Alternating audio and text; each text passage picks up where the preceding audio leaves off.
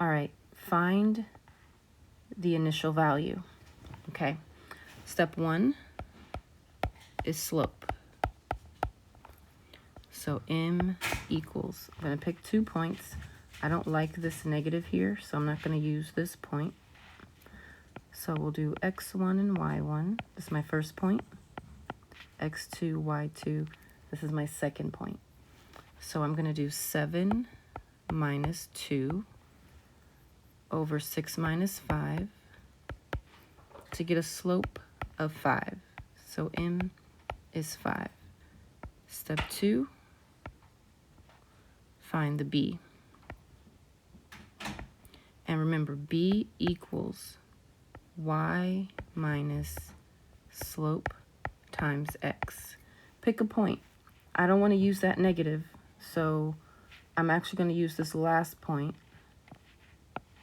just because I want to. Use whatever point you want.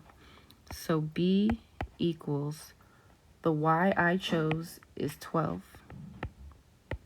The m we just found is 5.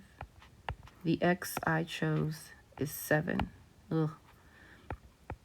I was hoping my 12 would be big enough, but it's 12 minus 35. I don't know what that is offhand, so I have to flip it around. Since I'm flipping it around, my answer is going to be negative. So 23, negative 23. So here's my m, here's my b.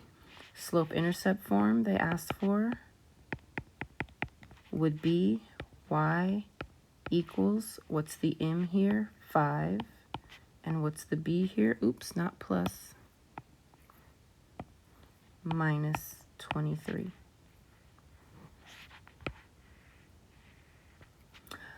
But actually, the question says find the initial value, so I guess I should have just boxed this, right? This is my initial value. The initial value is negative 23.